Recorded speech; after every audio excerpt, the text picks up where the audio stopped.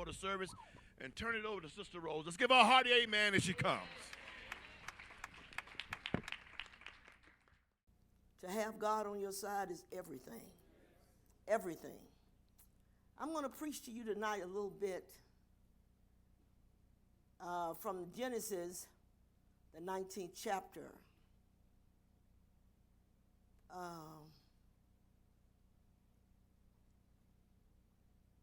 Father, in the name of Jesus, we thank you right now for what you've done. We don't have words to express our gratitude for what you've done. We thank you for what you're going to continue to do, and we'll always give you glory and give you honor because it all belongs to you. We couldn't do nothing without you. It's impossible to get it done. Thank you for helping us, for strengthening us, for keeping us lifted up in spite of. We pray now, God, for the anointing upon thy servant, for without you, I can do nothing. With you, I can do anything. And we'll be careful to give you praise and honor. In Jesus' name, amen and amen. I'm going to preach a little bit. I got to skip around and just tell you some of this because I'm not going to read all of it. But this is about Sodom and Gomorrah. And God has said to Abraham, he's going to destroy Sodom and Gomorrah because of their homosexual desires. And so 2 angels went down to put things in place. And these homosexuals were so out of control because the angels came in the form of a man, but they were not men, they were angels. So when they saw them, they started beating on the door because Abraham had invited them, Lot had invited them in. And there he was with his wife and children. And the angel said to him, you got to get up and get out of here. I got from this message as I studied it was this. We linger too long in the wrong places. If you stay there long enough, you're going to become just like them people. No wonder he says, come out from among them and separate yourself. Because if you don't, you're going to be just like them. Now, all throughout Scripture, God was telling his people what to do. Get back, come away from this, don't do that, drive them out, all these things. And Israel, from time to time, just didn't move. Listen to this. He said, behold now, my lords, turn in, I pray you. The 2 angels that came, I'm skipping over. And tarry all night and wash your feet, and you shall rise up early and go in your ways. And they said, nay, but we will abide in the street all night. And he pressed upon them greatly, and they turned in unto him and entered into his house. And he made them a feast and did bake unleavened bread, and they did eat. But before they lay down, the men of the city, even the men of Sodom, compassed the house round about, both old and young, all the people from every quarter. And they called unto Lot and said unto him, where are those men which came in to thee this night? Bring them out unto us, that we may know them, that we may have sex with them. And Lot went out at the door unto them and shut the door after him. And he said, I pray you, brethren, do not so wickedly. Behold, now I have 2 daughters which have not known man, they're virgins. Let me, I pray you, bring them unto you, and do ye to them as is good in your eyes. Only unto these men do nothing, for they therefore came they under the shadow of my roof. And they said, stand back. And they said again, this one fellow came in to sojourn, and he will needs be a judge. Now will we deal worse with thee than with them. And they pressed so upon them, upon the men, and even Lot, and came near to break the door down. Can you imagine? And they smote the men that were at the door of the house with blindness, both small and great, so that they wearied themselves to find the door. And the men said unto Lot, hast thou here any besides son-in-law, and thy sons and thy daughters, and whatsoever thou hast in this city, bring them out of this place. Listen what he says. He says, because God's going to destroy it. But then he says, when the morning arose, the angels hastened, saying, arise, take thy wife and thy 2 daughters, which are here, lest thou be consumed in the iniquity of the city. And while he lingered, the men laid hold upon his hand, and upon the hand of his wife, and upon the hand of his 2 daughters. And the Lord being merciful unto him, and they brought him forth and set him without the city. Listen to this. After God has sent a message saying, get up out of here. I'm going to destroy this place. I need you to move. After he tells them what to do, they still sit in there. How many times have people in this church heard the message that says, you need to move. You need to get away from that. You need to change this situation. You need to stop that. And you know what? They stay there. They hear message after message after message, and they stay there. But he said, I need you to get up now. He said, make haste. Because what God, the king's business always requires haste. So he says, get up and get out. And they just hung back. You know, you can stay in something so long, you can't hardly get out of it. Now, they said, don't look back, but Lot's wife looked back. Now, the reason why she looked back is because she had been there so long, no doubt, she had become a lesbian. Because now I'm looking back at what I'm leaving. Anybody that looks back at what they've left will soon be back there. I don't find myself ever in all these years looking back for anything. Everything I need a victory in my life is ahead of me. I don't have time for it. So he had to literally pick them up and set them outside of the city because they just wasn't going to go.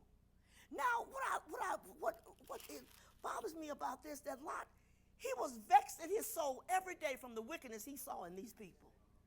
How is it that we stay in a situation, we are vexed to death, it's bad, it's causing me a lot of issues, it's causing me trouble, but I won't get out?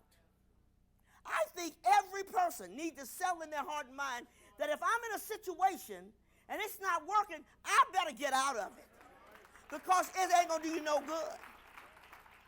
Linger is to stay in a place longer than necessary because of a reluctance to leave.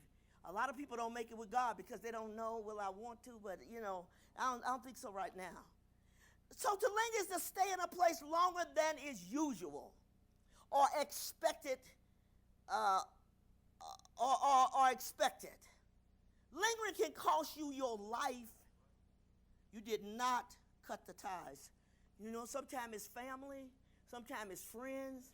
We won't cut the ties. We just keep hanging on to them and hanging on to them. And you know what? If you don't cut them loose, they're going to pull you down. You ever seen somebody go and try to rescue a drowning man, and if the man that's drowning can't swim, he'll pull the other man down. So sometimes they got to knock them out and then drag them to shore. So I'm saying to you tonight, you got to look at your life and say, okay, what is it that I'm still sitting in this place? I don't have any victory. I know I shouldn't be here, but I'm still not out. I know that happens here because it goes on and on and on, year after year, month after month. We go through the same thing over and over again because you just won't leave it. Nothing has power over you if you are in God. If your life belongs to him, nothing has power over you. So I'm trying to understand why you're still toiling with it. Why you still say I'm going to get rid of it? Why you say I'm going to change? Well, honey, let me tell you, the longer you stay, the worse you get. Yes. I've seen people in situations where they just be puzzled and pressured and feel down and depressed, and it just pulls you down, and they still won't let it go. You got to let some things go. You got to move out of some situations. Sometimes the situation just ain't good. You got to say, hey, I'm backing up. I'm backing up. I thought about Daisy when I've done this message. And I understand people wanting to make their marriage work. Don't get me wrong. I think you ought to give it everything you got. But I think you need to reach the conclusion, this is not going to work. If it's not going to work, what am I going to do about it? So I would talk to Daisy on the phone, and her husband was abusive to her in Germany. Right after she got saved, he locked out on the balcony in a nightgown, and it was cold, and she couldn't even get back in. She's on the balcony, and he was abusing her. And he continued to do it again and again. So he told her one time she wanted to buy some clothes to wear to church because she only had mini dresses. You can imagine them long legs and a mini skirt. And that's all she had. And she said, Rose, I don't have nothing to wear at church. I said, well, wear the mini dresses. Just come on. And she continued to go. And one day we were talking about it to Juanita. Juanita said, asked Daisy about if she had an account or whatever. And Daisy said, yeah, I got one with Sears. Wasn't it, Daisy? He had one with Sears. And Juanita said, I'm going to pray over this. You go home and you make that order out and get you some clothes, and he's not going to bother you, because he would have threatened her. So Daisy goes home, make out the order her some clothes, and he came in and told Daisy, you know what? Jesus is going to get you in trouble. Jesus. I don't think so. And so Daisy ordered her clothes anyway and went on and come into church with it. He didn't want Daisy to be a part of the church at all. He didn't like me at all, that's usual. So when she stayed so long, and I would talk to her over the phone and try to encourage her and what have you, he got so bold, he bring his women up to the house in the car and sit out there, and they sat in the car, and I think he brought one in one time, did he?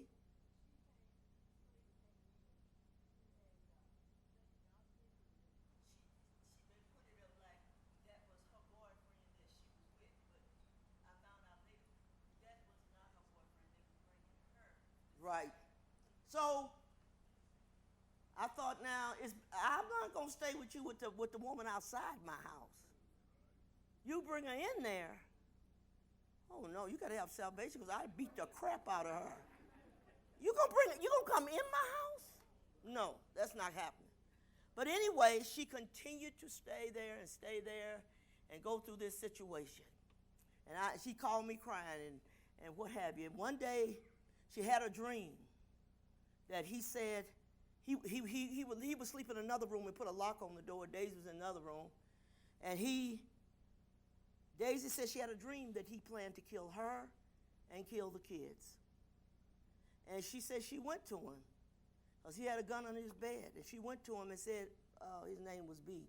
She said, B, I had a dream about you going to kill me and the kids. He said, yeah, that's my plan. Well, by now, you better get out of there as fast as you can. So Daisy was going to go home to her family, but the Lord told her, don't go to your family, go to Rose. Rose won't know how to deal with this situation. Your family won't know how to deal with it. So she called me, and she had 4 kids.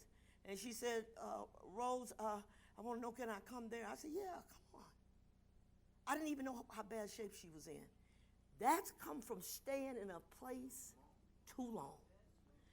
Because, I know that we're trying our best to make it work. And that's a good thing. I'm for fighting for your marriage and but when you got an abuser that continually abuse you, continually treat you bad, at some point you got to say enough is enough. So she came to down to Oklahoma, and I didn't hardly know who she was. Daisy was so thin. She had black rings under her eyes. It wasn't a Daisy I had seen in Germany. And I looked at her, I thought, what happened to you? And there she was standing there, out of it. I picked up at the airport, we went to the house, and she was a wreck. Too long. Lingered too long.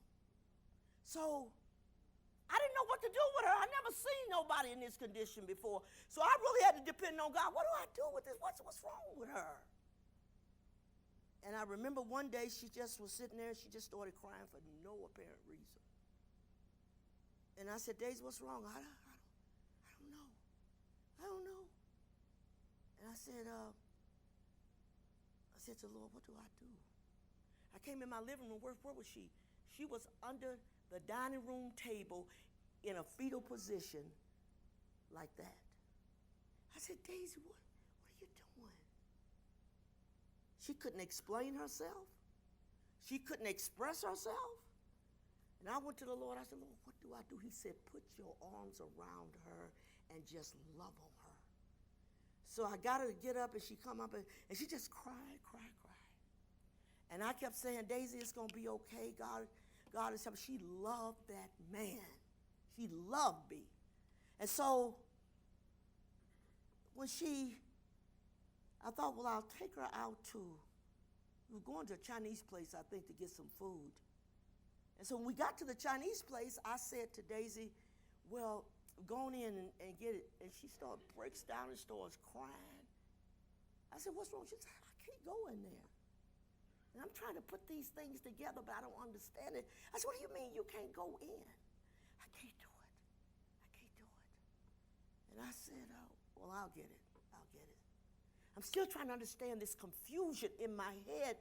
How did you get this messed up?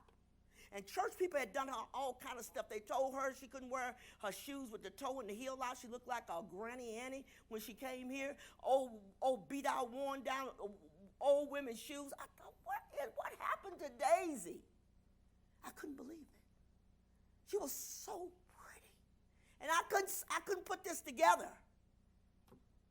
I finally got back in the car and I told my kids before she came, I said, Daisy's coming with 4 children. I said, no matter what her kids do, don't say nothing, don't bother them or nothing. She's under a lot of stress. Don't say nothing. So she stayed there, and she was waiting for him to send child support, which he hadn't done. And she just cried. So one day, I said to her, she finally got a job working at Hager Slacks. And she did pretty good, but she still wasn't quite together. And I said, well, Daisy, do you want to get your own place? She said, yeah, but kind of out of it. Everything was like at a distance. So we went out and found her house, but she didn't have no furniture. She had nothing.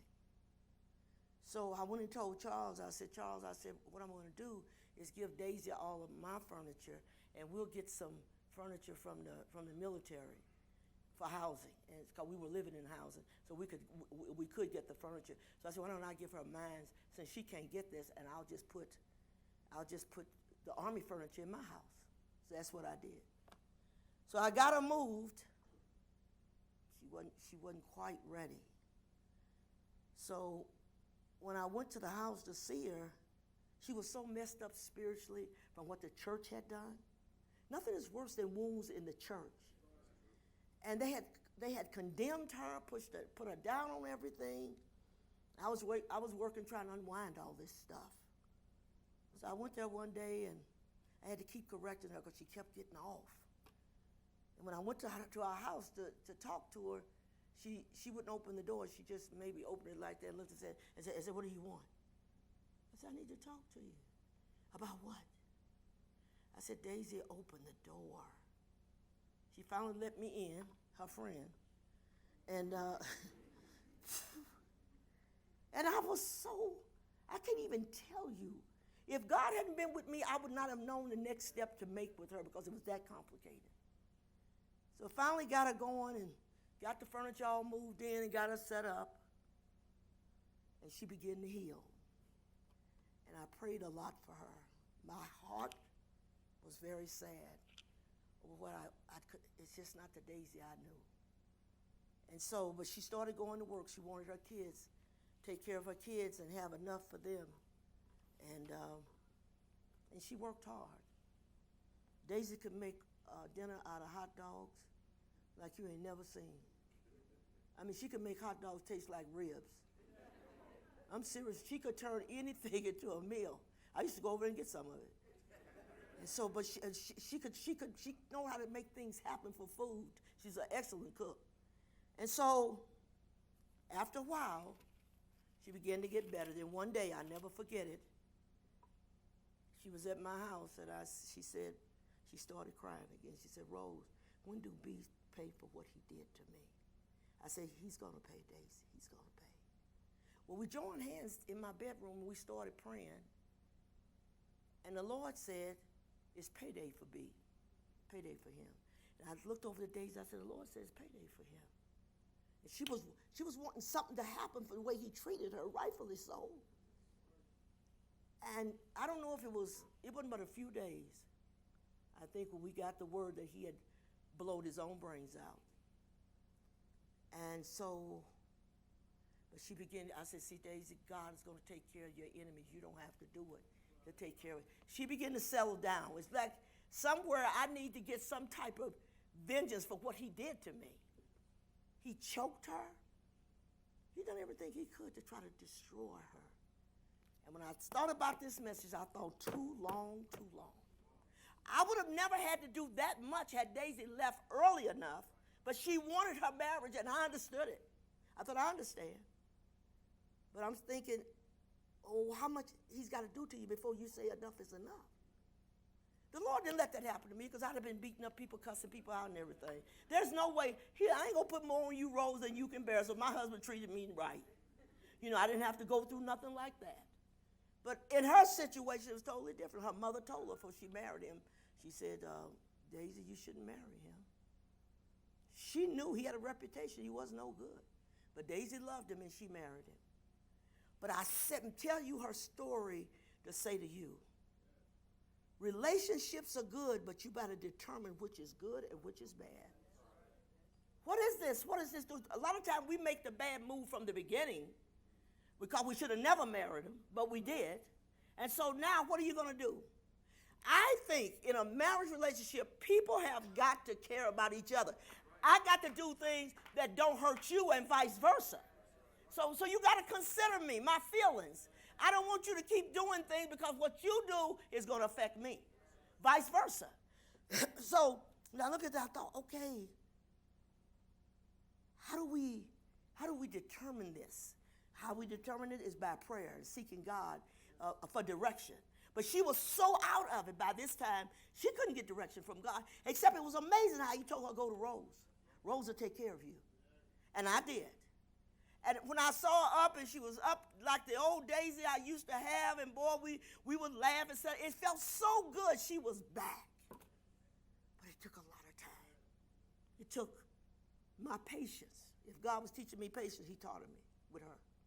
And I realized when I looked at her and we started laughing and talking and doing things together and what have you, I was so glad to have her back.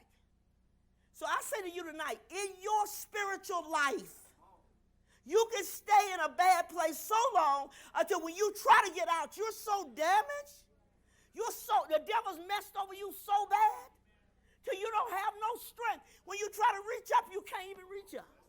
It's just like, I can't do it. How do I get out of this? That's why the word comes to rescue you, that you can get out.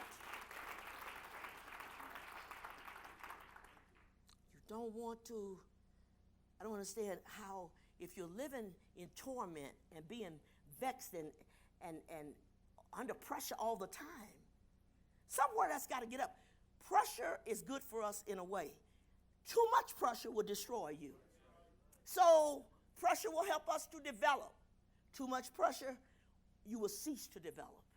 So I got to say, what's my way out of this situation? How do I get out? You'll be surprised at the abused women all over this country that's in situations that they should have left and they cannot. If there is a bondage, I truly believe, a woman that'll let a man pressure her and put her with all this pain, and she still says, I love him. I think Daisy told me one time, she said, Rose, well, you know, when he was good, he was good. I say, he ain't good with nothing. Don't give that joker nothing after what he done. There is no good here. And if he done this much, it ain't nothing compared to what he did. So you got to get angry about it. You got to say, enough is enough. I'm not going to keep going through this situation. I say to any young girls in this church, you better start off right. Because if you get with an abuser, he will put you in bondage, and you won't be able to get out of it. And there ain't always physical abuse. It's emotional abuse. It's psychological abuse. Abuse is abuse. It takes its toll on you after a while. Some people don't really feel like it's that bad.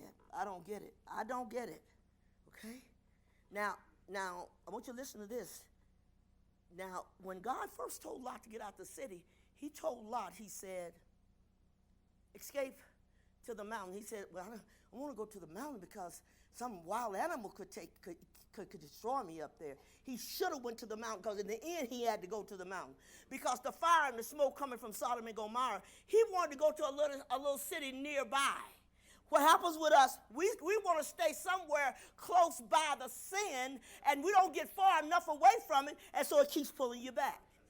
We keep running with people that's not saved. You got to get back and say, no, I don't do that no more. Because they try to tell you, well, what are you into? Are you become a fanatic? No, I'm not a fanatic. I don't do that no more. And that's what you got to be able to deal with. They try to humiliate you because you made a change in your life. And God rained fire and brimstone down on Sodom and Gomorrah. And here's Lot now, the mountain you should have went to, you wanted to go to a city close by. When you get saved, get away from people and situations that's not good for you. Leave it. And so the closer you stay to it, the more damage it's going to do to you. The further you get away from it, don't have any influence over you. But if you stay right there with it, it's a problem. People start having issues. I was talking to one of our members who's going through a difficult time, but she's doing okay now. I said, when your mate backslides, you can say what you want. In that house, it is there. You come in, it's a cloud. It hangs over the house just like that. They either want to get saved or they don't. And it was little bit by little bit, subtly, it pulls you down because you go in, it ain't nothing you can see with the natural eye, so you're thinking, wow, what is this? I feel depressed. It's the environment. That because somebody in there is backslid, don't want God, and waiting for the chance which to take you out.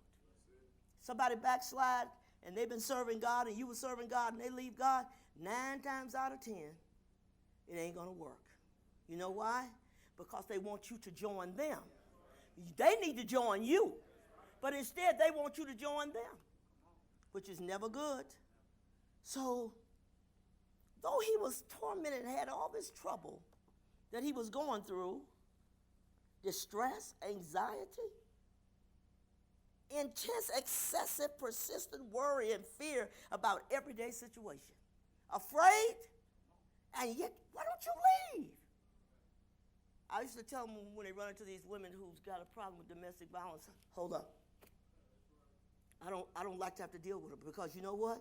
You can pull them out, do everything you can to help them and bring them out, and that no good abuser will come back and say, but he's my husband. He says he loves me. You didn't love me when you left me with a black eye. When you busted my lip, I'm sorry. I don't hurt nobody. If you're hurting somebody, you don't love them. The greater tragedy is that a man is under a woman's control and she abuses you and you let it happen. Who are we? No, that's not happening for me.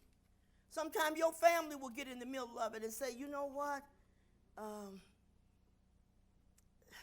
don't think you should do this. I don't think you should do that. You can't listen to everybody's counsel, everybody's advice. And they'll tell you, honey, I would never live with a man like that, and they'll live with one. So it all depends on how hooked they are.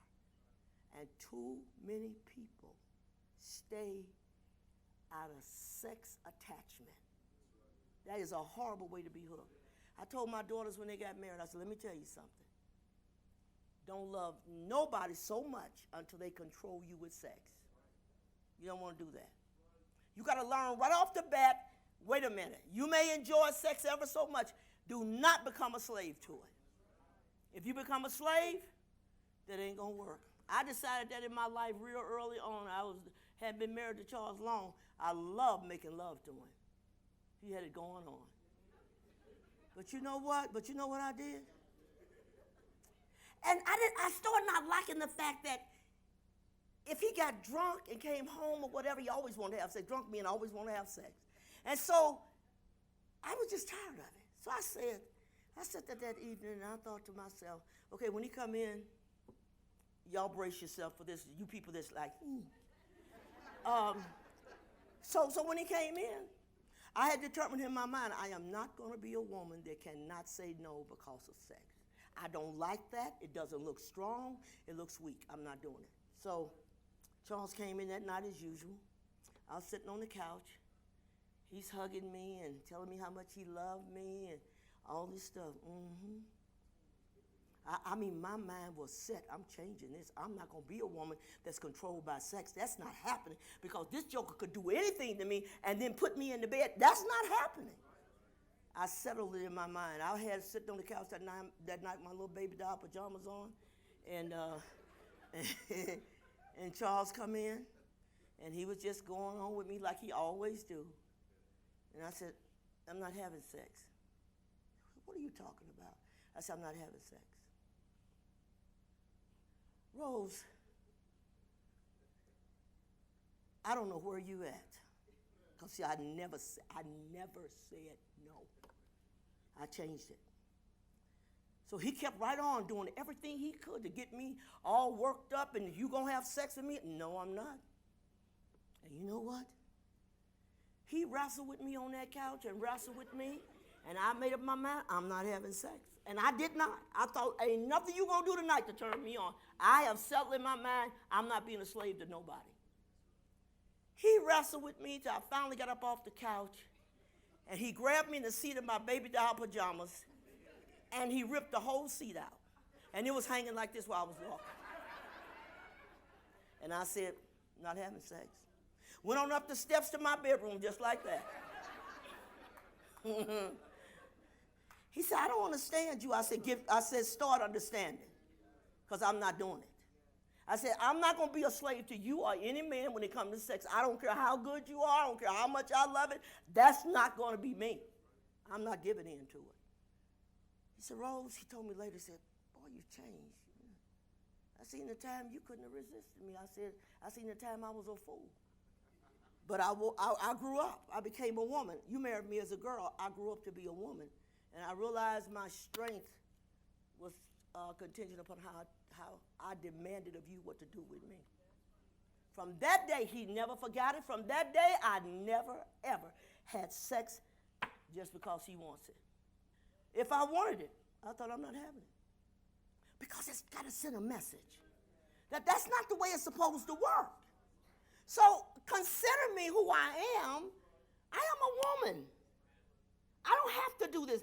You got people controlled by sex. They can't leave a man because of sex. How trivial is that? But from that day on, I began to feel like a complete woman, a strong woman, a woman that didn't have to give in, a woman that didn't have to bow. When you're reluctant to move and somebody's trying to get you to, unwilling to do anything about it, hesitation, well, I don't know, maybe, yeah, I'm going to give it some thought. No, make up your mind what you're going to do. A lack of willingness, I just don't want to.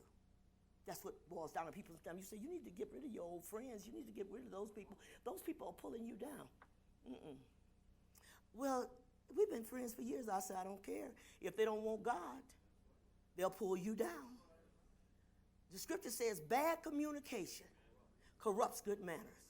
If I communicate with people that lie all the time, talking, doing drugs, and fighting and all this stuff, I'm going to be like them in the long run because it corrupts good manners. What do? I get back. I back up. So what is it you holding on to that seems to be, it's just a little something. That's what Lot said. He said, just let me go to this little city called Zoar, and it's close by. Let me go there. And the angels went on let him go there, but with full knowledge, if God tells you to do something, follow what he tells you, because at the end of the day, you're going to end up having to do it anyway, if you expect to survive. So, Zoar was entirely too close to Sodom. Too close. God's getting ready to rain down fire and brimstone from heaven, and you right here by them? How did you expect not to be affected? I don't care if it's your mom, your dad, your sister, your brother, whoever. If you got such a close thing that when they start pulling you back and putting stuff in your head, you better back up. Sometimes we got to put distance between us and somebody. Because if I just stay here like this, what can it cost me? It can cost you your soul. It ain't worth it. Don't hesitate to act on the word. You hear the word telling you what to do? Don't hesitate. So I need to do that. I think another thing that hurts people in relationships, we never put on the table exactly what we're looking for from this relationship. We never say it, and people assume that I can do this or do that, and you'll take it. No, it's not happening. So the thing that seems insignificant to you is the thing that will choke the life out of you. The thing that you tell yourself, well, it's just a little something, it's not nothing big. That's the thing the devil uses. Little things, the little foxes destroy the vine. So as long as I stay in that place, long as I feel like it's just a little something, you're going to find yourself, sin never stays isolated and small. It always expands. It's like a cancer. It just keeps spreading and spreading. So if you let the devil in one time, he got access. I'm not letting him in. See? Don't keep, well, yeah, I told you got to get rid of that spirit. Yeah, I know, Sister Rose, I've been asking God to take it away. Look, it don't take God forever and a day to get nothing right. If I ask him today, God, I don't want to be this way, would you change me? If I mean it from my heart, he changes me.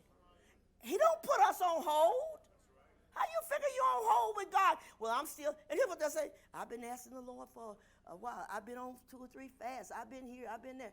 Honey, just make up in your mind, let it be. Let it be. I preached a message some years ago about quit complaining, let it be. Let this mind be in you, which was also in Christ. Let this thing that's taking place, let it happen. Quit making excuses for it, because while you're making excuses for it, it's going to eat your life away. And you're saying, well, I just want the Lord to fix this. I just want this to work out first. I want to do this and do that. No. A man at home, the Lord called him to preach, and he didn't really want to preach. He had a daughter in college and was getting ready to go to college, and he said to the Lord, as soon as I get my daughter through college, shouldn't have had that kind of relationship. If God called you, he expects you to put everything on hold for him. But anyway, he told the Lord, well, as soon as I get all this done, then I'll come and serve you and I'll preach for you. Didn't happen. So he continually stayed involved with this girl, with his daughter. Finally, he come to the end. He still hadn't preached.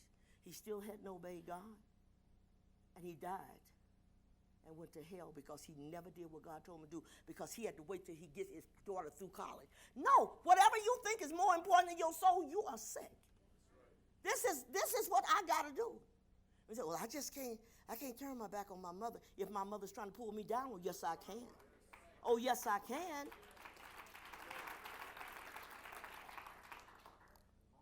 If I hesitate, every time you wait a while, he gains ground. Every time you say, I'm going to do it eventually, he gains ground.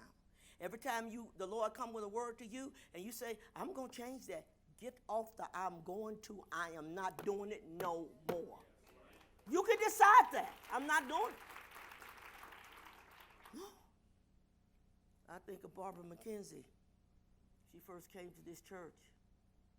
Her husband, she hadn't had what you call a great marriage anyway, because she made the kids always look up to him and respect him, but they didn't respect her. No, you got to respect me and Daddy. And she wasn't long at this church. I can't remember how long. And he hit her. Barbara had been married 25 years. She said, well, when he hit me, that was my sign. I need to move on. And never looked back. I never had to counsel her. Barbara, quit looking back. Nothing. Barbara said, when that woman said it's done, it was done. She never had to be counseled. She never had to be pulled in because she's having a struggle with it. People that's having a struggle are people that don't want to let go. You got to let go. And she walked away and called Sister Daisy and said, I'm out here. She needed a ride. And we helped her. She said, I should have been gone years ago. But I kept putting it off. Quit hesitating. It's something in your life that's causing issues to you. Quit hesitating. What do? How do I fix this? Now listen what the Lord told Israel. He said, now I'm giving you this land. It's good land. But if you will not drive out the inhabitants of the land from before you, then it shall come to pass that those which you let remain of them shall be pricks in your eyes and thorns in your sides, and shall vex you in the land wherewith you fell. I gave you a good land, and because you wouldn't drive out the stuff that was in there that was going to hinder you, they're going to become pricks in your side and sticks in your eyes. And people walk around looking like this. About to have a nervous breakdown. Drive it out. Get it out. I can't let you stay here. You're constantly upsetting me. I shouldn't be around nobody that every time I get with you, you make me upset. Every time you get me frustrated. Every time you start working my nerves. Every time. Who wants to live like that? So he said, now I've given you a good place. When you get saved, you're in a good place. Deal with this. Drive out the stuff that shouldn't be there. Get rid of the stuff that should be gone. Then you'll live happily ever after. Not going to live happily ever after no other way. He said, and they shall vex you in the land wherewith you dwell. You're in a good place, but you live a life of vexation, upset. Moreover, it shall come to pass that I shall do unto you as I thought to do to them. If you don't get them out, I'm going to come and get you for you allowing them to stay there. No, I can't do it. I got to change. I gotta get rid of this. It's a problem to me. It keeps being a problem. Life is too short to live in trouble, vexation, and worry and frustration. You know, we're supposed to be married to death do us part. Let's be sure that we got a good situation here till death do us part. Because if I don't, no.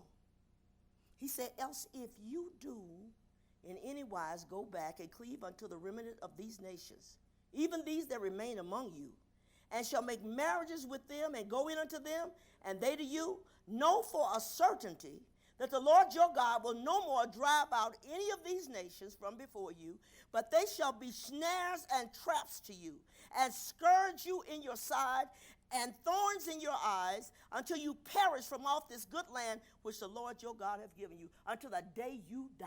You know, people, don't get to the end of your life and say, you know what, I could have got rid of this stuff that the devil was plaguing me with long time ago, and I'm still here, and I'm facing the end of my life and no way out. If you're going to have some depth with God, get it while you're young.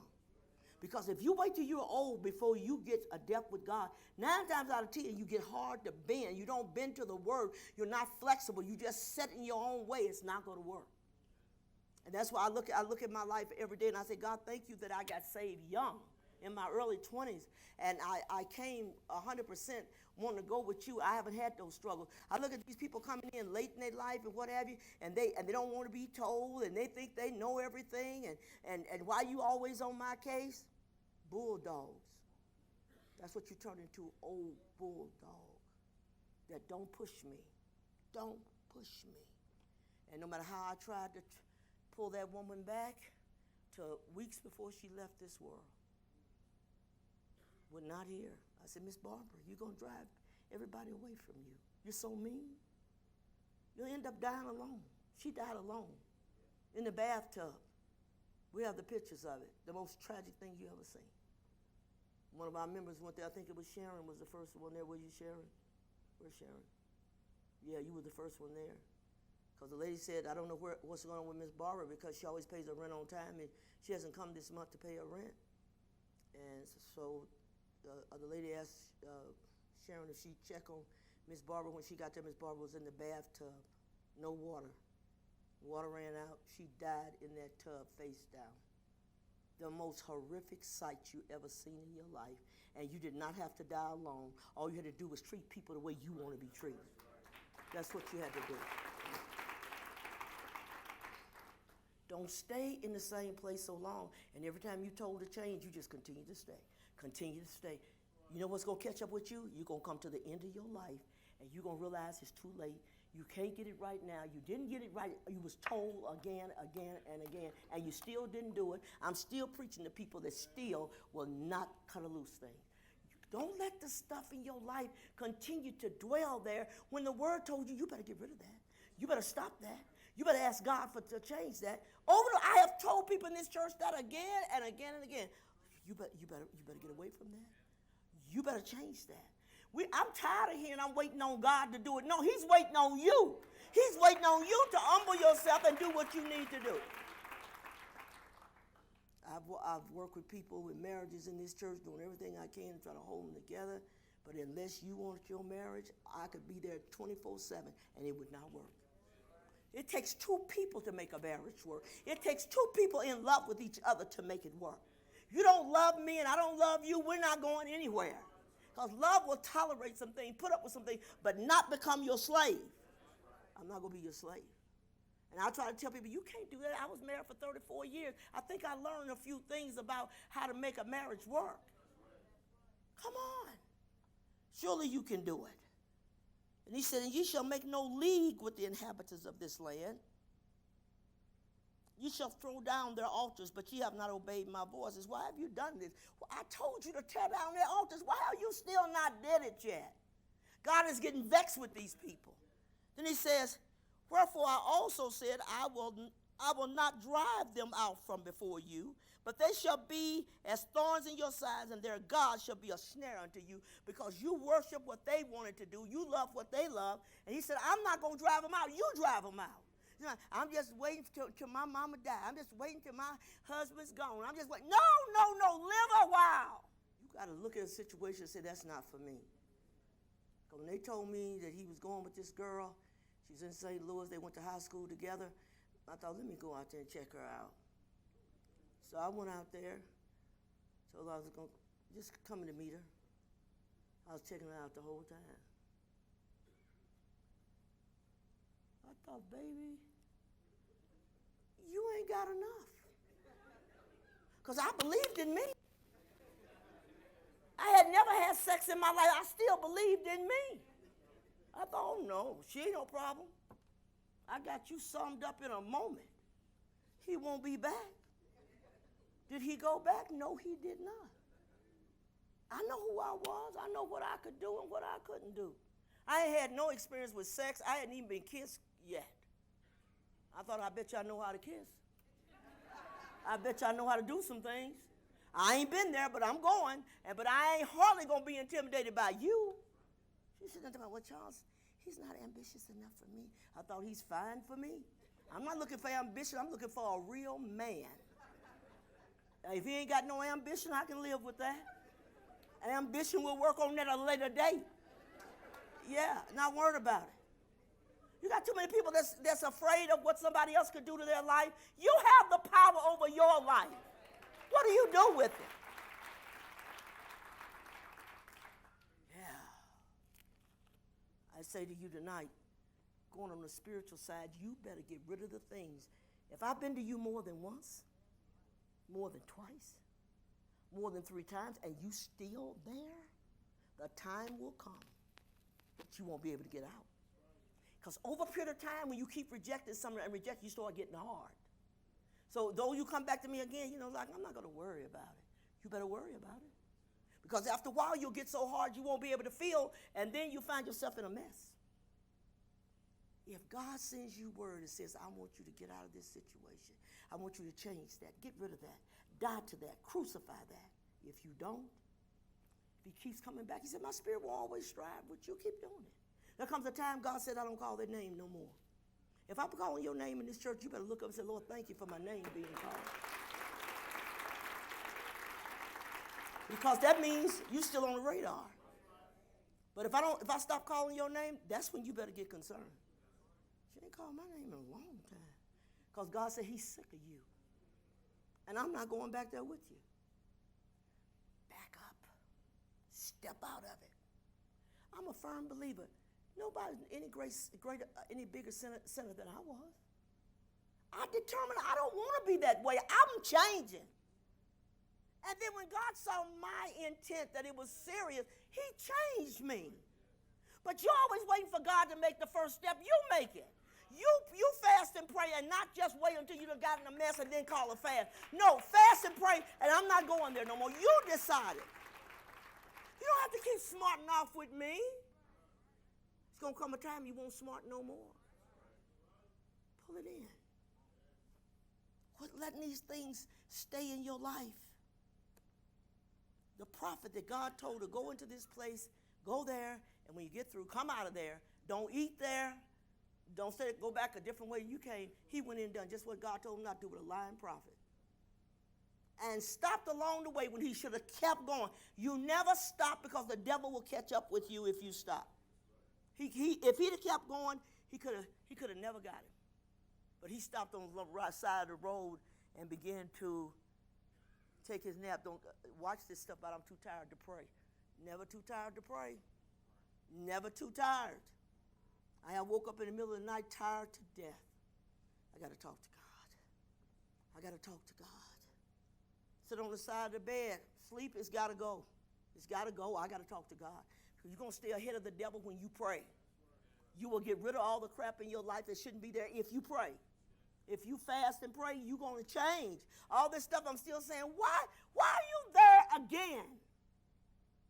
Keep doing it. After a while, you're not going to be able to get rid of it because you're going to get so hard you can't feel anymore. So when the word comes, it doesn't affect you. It doesn't make you feel convicted. The lying prophet said, which way did that prophet go? I'm going to find him and bring him back. Now, he said, the Lord told me don't eat or drink in this place, and when I leave, go by another way than when I came. He did just the opposite.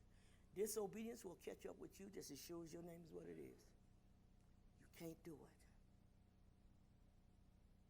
I work with a lot of people in this church on different issues, different spirits. So you better get rid of that. Yes, ma'am, I'm going to do that. I'm asking the Lord to take that away. When are you going to renounce it? Nothing can live in your life unless you feed it. Any spirit that's in your life and it keeps tantalizing you, it tantalizes you because you still feed it. You strengthen it by what you give it. So every time I go through a lust place, lusting after this and lusting after that, if I feed that spirit, it will never leave. The devil leaves because he got nothing to hold on to. But as long as you are doing continually, every time he comes, okay. Now somewhere I got to say, enough is enough. I'm not doing it no more. You listen to this message tonight. This wasn't the message that I wanted to preach today. My message I wanted to preach, I looked at the Lord, kept this message right before me, right here. And I thought when I didn't come this morning, well, I'll still preach it next Sunday. There's a reason why we're here tonight. And God is saying, I sent you word. I told you what to do and you still haven't done it. Get out of here. Stand up. I remember telling my oldest son one time, I'll never forget, I was in my room combing my hair or something, and I had a bathtub at the end of the room over there and steps to go up to it. And so he sat on the step and he was leaned back like this. And I was saying, how do these people do this stuff? And he started laughing at me and said, Mama, you know what? You ain't in the real world. Yes, I am. I said, you know what, Junior? I said, one day, the thing that you minimize in your life is going to be the thing that takes you out. You never deal with your sin at the level it is. You always minimize your sin. Never minimize sin. Sin, it cannot be minimized. It will eat you up. So if I believe it's just a little something, I don't worry about it. You better understand that's a problem. And I just turned around and said, one day that's what's going to hurt you. So Mama, she act like, what? How did somebody do that? She ain't in the real world. Yes, I am. I ain't in your world. I'm in the real world. But I realize I don't have to be a slave to anything, so why am I? Why am I? So I say to every person in this room tonight, take this message with you and say without a doubt, I'm just going to do what I'm told. It's not hard. Okay, don't walk around that post when you come up. Go that way and come here. Oh, no, I'm walking around that post. I thought I told you don't walk around the post. And then you hit your knee on it and you want prayer. I'm not praying for you. I told you to go the other way. You notice some of the simple instructions I give people, very simple instruction. They will disregard it every time. That's what vexes me. It's like, well, how many times we got to tell you this? Just cut it out. Quit doing it. Accept this. Nothing irritates me more than having to repeat myself several times over and over again. And then I always end up with the thing, I told you. And then the tears and the sadness and the sorrow, they want to change it now. You're a bit late. Sometimes by the time you want to build your marriage, it's already gone.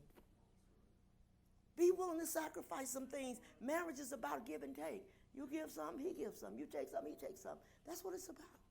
Ain't nobody, anybody in your life that's a husband or wife that only like you when you do everything they say, you got the wrong fella, the wrong woman. You only do what I say. If you don't, then, it's crap.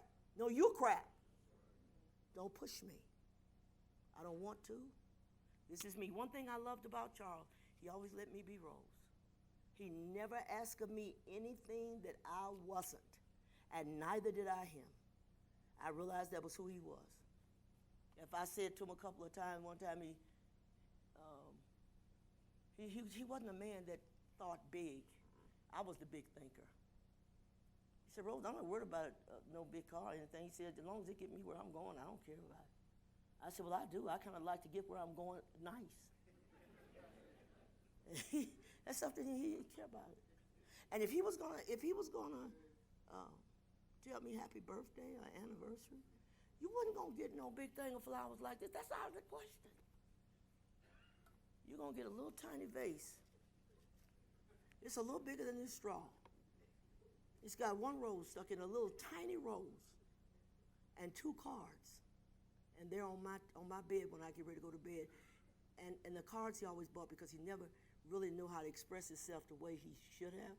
So when he gave me a card, I knew that everything in that card was what he wanted to say, because he always bought 2. And I go in the room, look on my pillow. Here's this little tiny vase about that big, and a little tiny red rose. That's how you ain't getting no dozen roses. You ain't even getting a real rose. That's a silk rose.